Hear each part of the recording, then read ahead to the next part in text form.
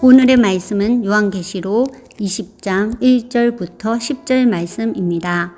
또 내가 보매 천사가 무저갱의 열쇠와 큰 쇠사슬을 그의 손에 가지고 하늘로부터 내려와서 용을 잡으니 곧 옛뱀이요 마귀요 사탄이라. 잡아서 1000년 동안 결박하여 무저갱에 던져 넣어 잠그고 그 위에 임봉하여 1000년이 차도록 다시는 만국을 미혹하지 못하게 하였는데 그 후에는 반드시 잠깐 노일이라. 또 내가 보좌를 보니 거기에 앉은 자들이 있어 심판하는 권세를 받았더라.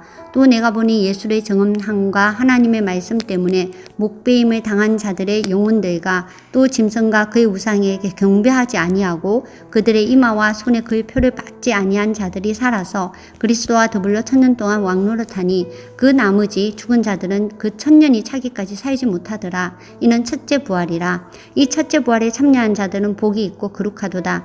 둘째 사망이 그들을 다스리는 권세가 없고 도리어 그들이 하나님과 그리스도의 제사장이 되어 1000년 동안 그리스도와 더불어 왕노릇하리라. 1000년이 참에 사탄이 그 옥에 놓여 나와서 땅의 사방 백성 곧 곡과 마곡을 미혹하고 모아 싸움을 붙이리니 그 수가 바다의 모래와 같으리라.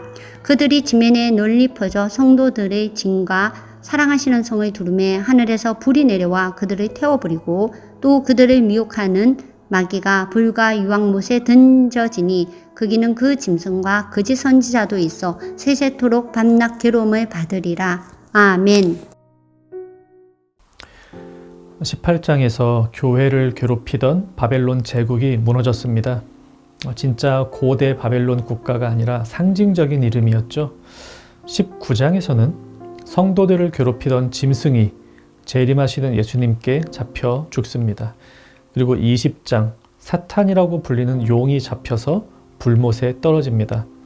바벨론, 짐승, 용, 그리고 계시록에 자주 나오는 음녀 이런 모든 표현들은 궁극적으로 교회를 대적하는 사탄과 그의 권세라고 보면 됩니다. 이 바벨론, 짐승, 용의 최후를 18장부터 20장까지 연속해서 보여주고 있죠. 이렇게 보면 참 오늘 20장의 내용도 단순한 내용입니다. 그런데 오늘 본문은 기독교 역사에서 지금까지도 가장 해석이 어려운 본문 중 하나로 여겨지기도 합니다. 이유는 1000년이라는 기간 때문입니다. 2절에 보니 용을 잡긴 잡았는데 1000년 동안만 결박한다고 합니다. 3절에서도 그 용이 1000년 동안만 갇혀 있다고 합니다. 4절에 믿음을 지킨 사람들이 1000년 동안 그리스도와 더불어 왕노릇한다고 하고요. 7절에 1000년이 참에 사탄이 그 옥에서 놓여 전쟁을 일으키고 다시 성도를 괴롭힌다고 합니다. 많은 사람들이 이 1000년이 무엇을 가리키는가 궁금해하고요. 교리 공부 시간은 아니지만 바른 종말론을 갖추기 위해 1000년과 관련된 3가지 견해를 잠시 보겠습니다. 하나는 전천년설이라고 부르는 견해입니다. 이 견해에서는 예수님이 재림하신 이후에 이 땅에 1000년 동안 1000년 왕국이 열린다고 봅니다. 예수님의 재림 전에는 엄청난 환난과 박해가 있다고 보고요. 그 환난을 통과한 이들만이 재림한 예수님과 1000년 동안 다스리게 됩니다. 두 번째 견해는 후천년설입니다. 이번에는 반대로 1000년 왕국이 먼저 있고 이 왕국이 끝날 때 예수님이 재림하십니다. 이 견해는 반대로 1000년 왕국이 지난 후에 큰 환란이 온다고 봅니다. 이 대환란 후에 예수님이 재림하신다고 봅니다. 세 번째 견해는 무천년설입니다.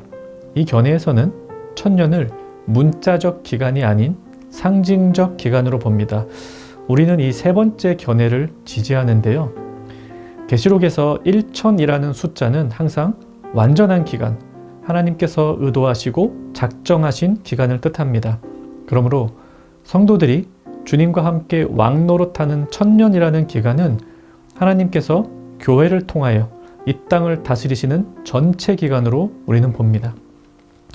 그리스도의 승천부터 재림하실 때까지 전체의 기간이죠.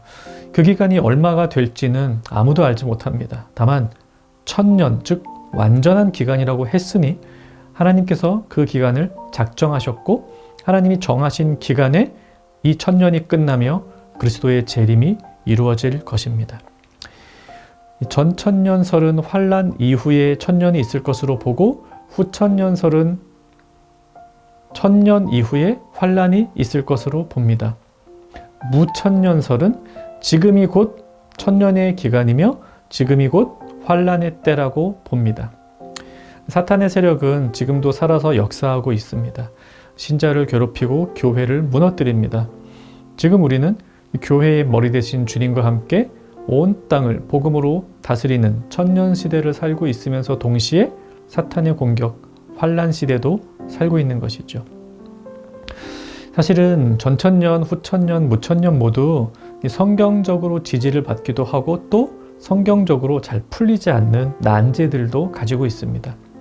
그래서 우리는 무천년설을 지지한다 해서 다른 견해들을 비판하고 틀렸다라고 공격하기보다는 무천년설을 지지하는 우리가 가질 수 있는 유익을 잘 누리는 것이 더 중요하다고 볼 수 있습니다.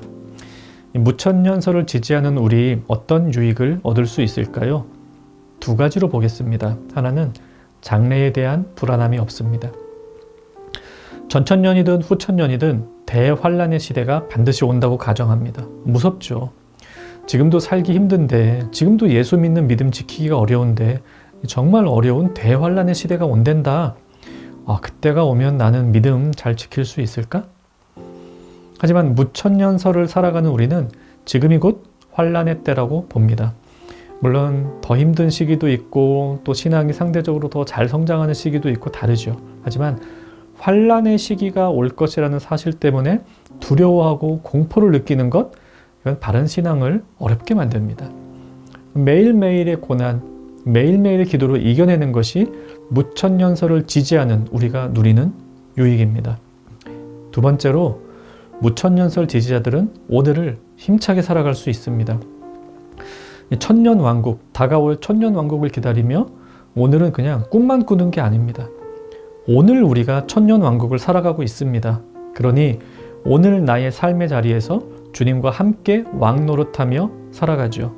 물론 사탄의 활동도 있으니 완전한 모습의 통치는 아닐 겁니다. 회사에서, 학교에서 주님의 말씀으로 사람들을 대하고 주님의 사랑과 정의로 세상을 살아가는 것이 오늘 우리에게 주어진 과제라는 것 기억하며 살아갈 수 있습니다. 천년왕국이 언제 오나 하며 그날만 오면 나는 진짜 믿음 생활 잘할 거야, 이런 생각 하지 않습니다. 오늘, 지금, 여기에서 우리는 주님과 함께하는 것입니다.